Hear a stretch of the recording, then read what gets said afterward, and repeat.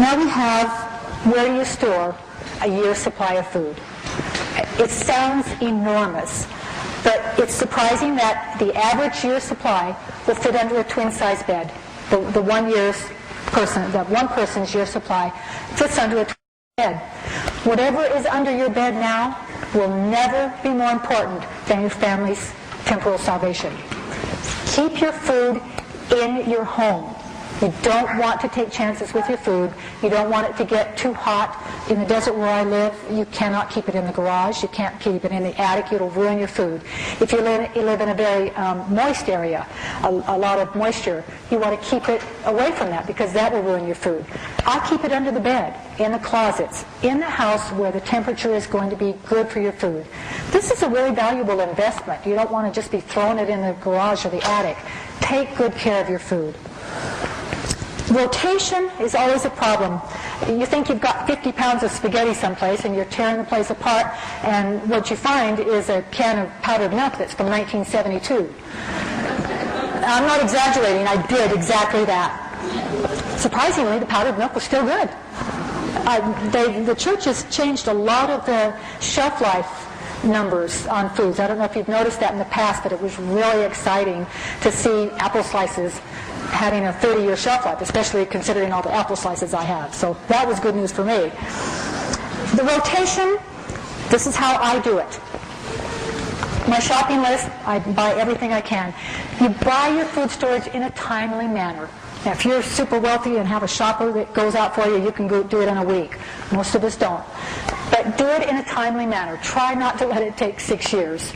When you get all your food storage, you've got it listed in your book. You know where it is. You know when it was purchased. And rotation can be a once-a-year event. That's one of the best parts about this system. I hated rotation, and it was always there, and I'd think, oh, I need to get at that. And you know how it is. It's really hard. How much food have you wasted? Because it's kind of overwhelming. This makes it very simple.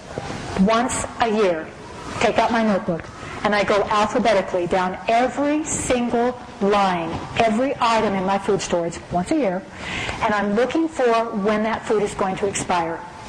If it's going to expire in the coming year, I will go and take it out from under my bed, so take it out from the food storage, and I'll put it in my kitchen pantry for daily use. I had a lady say, because I used to use the example, I've got 12 cans and they're going to expire, I'll put it in my pantry. And she says, my goodness, what are you going to do with 12 cans of oats? And I'm going, we like oats. You know, my husband really likes them. We have oatmeal, we have granola, we have oatmeal cookies. That's going to be awesome to have all those oats in my pantry, because I don't store things that I don't love. I'm not putting things in my pantry that I'm not going to be really happy to have in there. Then what you do is replace it immediately with fresh, and you mark in your notebook the new date that you purchased it. So as you're taking things out, you're putting it back, you always have a full year's supply. It's another beauty of it. The day before the catastrophe comes and you're ready to go to the cannery to do all your stuff, and it's too late. I always have a full year's supply. At this time, I will also check all of my vacuum sealed foods, and we'll talk about vacuum sealing later.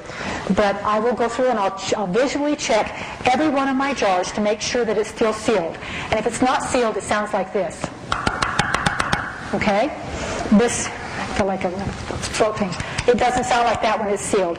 I'll visually check every jar to make sure it's still sealed, and then I'll open one of each item. I'll open a jar of chocolate chips, I'll open a jar of nuts, I'll open a jar of candy, and I'll taste each one. That's my favorite part about this rotation. You know? Oh yeah, this is still good, this is still good. If it's coming up for expiration, I'll put it in my kitchen pantry and use it up and replace it with fresh. Here's another fun part of this system. You can always change what's in your food storage.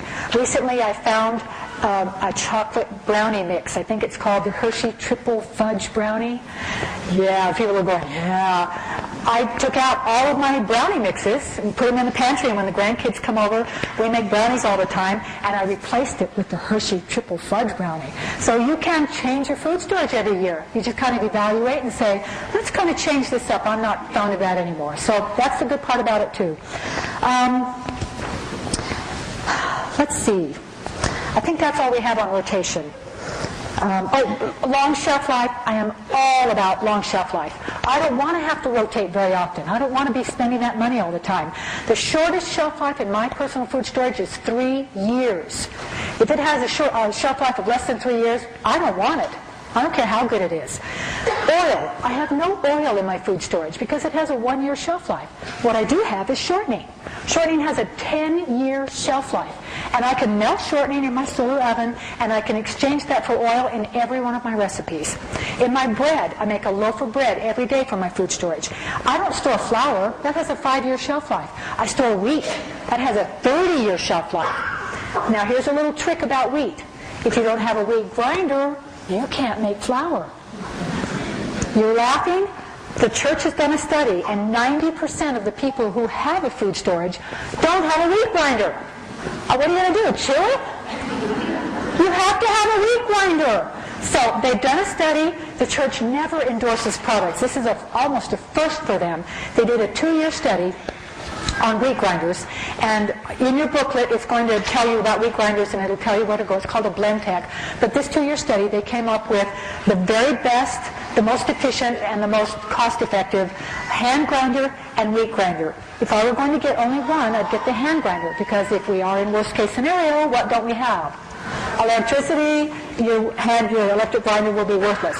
So get your hand grinder first, and then you might want to get an electric grinder. If we have electricity, I'm going to be the happiest person in the world, because I've got an oven in my house and a microwave, all those good things. I'm not going to have to use the solar oven, but I'm prepared for worst case scenario.